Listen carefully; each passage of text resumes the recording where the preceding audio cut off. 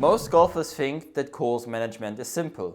You just aim for the middle of the fairway and the middle of the green, and by doing that you avoid the big mistakes. It sounds safe, it sounds logical, and it feels like the smartest way to play golf. Because instinctively we all know that there's some sort of dispersion. But what if I told you that this exact mindset is one of the biggest reasons why you're not scoring better? And that I actually believed it myself for years until I realized that I was actually a pretty bad course manager myself. Hi guys, my name is Kevin and I normally work in Formula 1 as a data and strategy expert, but probably also like you, I'm a very passionate amateur golfer and I was always obsessed with the question, what really does make a good score in golf? So because of my background in Formula 1 and being an analytical guy in the first place, I always thought that course management was a skill of mine. So conservative targets, middle of the fairway, middle of the green, avoiding risk. It felt like smart golf, safe golf, the kind of golf you're supposed to play if you want to score well. But in reality, it was completely different. So I wasn't scoring to my true potential, especially under pressure in tournaments. So in team events like in the German Golf League, I was usually the one bringing in the highest scores of our team. And I had no explanation for it. So I started digging into my own data, trying to understand what was missing. And that's when I came across the book from Mark Brody, Every Shot Counts, that completely changed my view about golf. So here's an uncomfortable truth right away. If you have a handicap around 20 and you always aim for the middle of the fairway, that decision alone will cost you 4 strokes on average during a single round of golf. 4 full strokes. Not because of your swing, not because you didn't practice enough, just because of a bad strategy. But in order to understand that, we first have to talk about something that most golfers completely underestimate: dispersion. So every shot in golf has a shot pattern, a spread. So you don't just hit straight shots and occasional misses. You have a full area where your ball can realistically end up based on your skill level and your aim. And that shot pattern is much bigger than most golfers think. So according to data, even PGA Tour players, so the best players in the world, have an average driver dispersion of 80 yards. So that means their shots can finish from 40 yards to the left to 40 yards to the right of their intended target. And now ask yourself honestly, have you ever played a golf course where the fairways are 80 yards wide? Of course not. I mean, most fairways are something between 30 and 45 yards wide. And we're still talking about the best players in the world here. So for low single-digit handicap players, this dispersion grows to around 120 yards. For a 10 handicap player, it's around 145 yards. And for a typical 20 handicap golfer, it can be 160 yards wide. That means you can miss your target by 80 yards in either direction. Now think about what that means in practice. So if you aim for the middle of the fairway, which is completely logical because you want to maximize your fairway hits, you're also bringing dangerous areas into play next to the fairway because shot patterns are simply so big. So let me give you a simple example. So imagine a hole where there's a water hazard on the left side of the fairway, while on the right side there's just rough. If you aim at the middle of the fairway here, your shot pattern will still cover both sides next to the fairway, which means a large portion of your shots will still end up in the water. So your dispersion is simply too large for that target to be safe. And of course, the bigger your dispersion is, so the higher your handicap is, in other words, the more you will get punished with a target like this. That's why I keep saying all the time in my videos that course management is especially important for amateurs who struggle with massive dispersion and inconsistent ball striking. And I will show you in a second how many strokes you're quietly losing due to poor aiming. But sadly, most amateurs think that course management works only for pros because they are simply more consistent and can plan their shots better. But actually the exact opposite is true. Pros can get away with bad targets, amateurs cannot. And I will show you the supporting data in a second. So maybe that already makes sense to you, I don't know. But on my home course I see it all the time. So players there are aiming for the middle of the fairway on a hole where there's out of bounds directly on the right side. Because in their mind they're doing the only sensible thing. Their goal is to hit the fairway, and you do that by aiming straight down the middle. But they haven't thought about what that actually means. They have no idea how big their shot pattern really is, and that they're bringing that out of bounds heavily into play with a target in the middle of the fairway. And that they could hit exactly the same number of fairways if they simply move their aim more to the opposite side. Because great course management is based on shot patterns, based on average outcomes based on your personal skill level. Because if you stand on the tee, you actually have no idea which shot of your shot pattern will come out this time.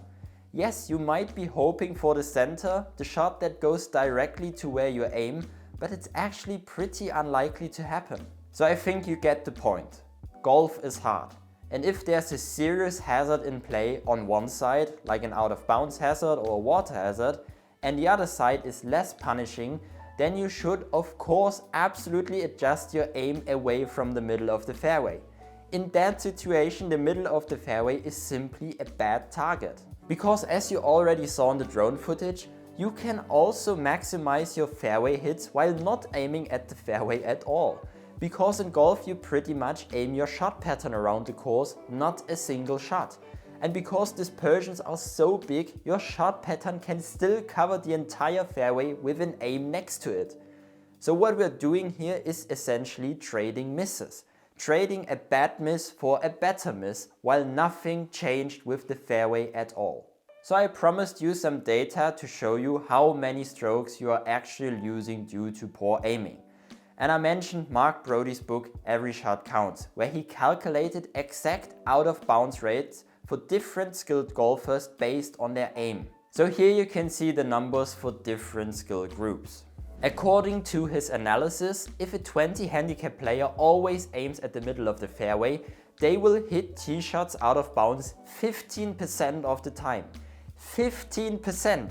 That is about 2.1 balls out of bounds per round if you assume 14 tee shots on par 4s and par 5s. And actually other data really supports this. So if you look it up, handicap 20 players on average really lose 2 balls per round on average. So you can also see the percentages for other skill groups here. But the interesting part is of course what happens when you start choosing optimal targets, like I showed you in the drone footage.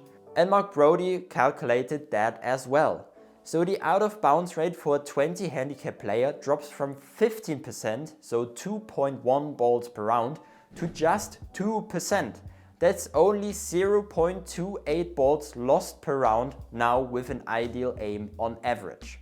And expressed in strokes, that means instead of losing 4.2 strokes per round due to out of bounds shots, you now only lose 0.56 strokes. So as a 20 handicap, you can save 3.64 strokes per round just by stopping the habit of aiming at the middle of the fairway. And here's the thing. Most amateurs don't even aim to the middle of the fairway because they try to hit a specific side. Because, for example, they want to cut a dogleg or create a better angle for their second shot. Forget that. I mean, how will you do that consistently if you have a shot pattern that is 160 yards wide? It will not happen. So focus on keeping the ball in play in the first place. That's already hard enough. But do you know the next mistake that most amateurs make? Of course, we all understand that we should avoid the out of bounds hazard. But instead of adjusting our aim, we pick a different club.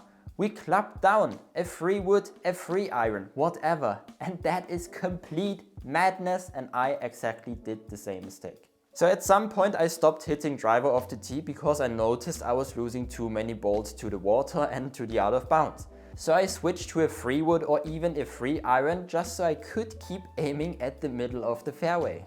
So if you read Mark Brody's book, you will also find out how much a distance loss off the tee actually costs in terms of strokes. And for me, losing 55 yards of distance, which was the difference between my driver and my 3-iron, cost about 0.3 strokes on average. So of course there will be holes out there that are super tricky and super tight and where hitting an iron off the tee actually makes sense. but it will never be the default strategy that works on every tee shot. But I used to think that this was smart and conservative golf. And that is exactly where all these wrong myths actually come from. Accuracy is more important than distance. Play it safe. Focus on your short game. I mean, if you have no idea about aiming and course management, that might be true. But then you'll never be able to maximize your true scoring potential and keep losing easy strokes out there on the course. Because real course management works differently than most golfers think. So most amateurs pick a conservative club to an aggressive aim, like hitting a free iron off the tee to the middle of the fairway. But in real course management that really works, it is exactly the opposite. Pick an aggressive club to a conservative aim. And you can see this with tour pros all the time, like hole number 13 at the Augusta National, at dogleg par 5. Pros will always take an aggressive club there, so a driver or at least a 3-wood, and aim straight into the trees. And if the left side of the shot pattern shows up, so they hit the fairway, great. But if not, so be it, that's the part of the shot pattern. But nobody is hitting a 5-iron off the tee just to play the layup from the start. You can always play safe afterward if you actually end up in trouble. And again, it is all about averages. It is all about shot patterns. And based on that, picking the ideal target for your skill level combined with the ideal club selection. And the best target of the tee is rarely the middle of the fairway, and the best club of the tee is rarely an iron. So if you want to go deeper into real course management, so how you personally can pick ideal targets based on your own skill level and based on your own shot pattern size, and how you can track your shot pattern in the first place, I've put together a completely free video course that you can find in the video description, where you can save strokes immediately without having to change your swing and without practicing even more. So you can save strokes immediately just by making better decisions based on your personal skill level. Again, it's completely for free. You can find the link in the video description or simply scan the QR code here. So thank you very much for listening. If that video helped you, make sure to leave a like and subscribe to my YouTube channel so you don't miss out on future content about golf strategy and course management, and I will see you in your free coaching.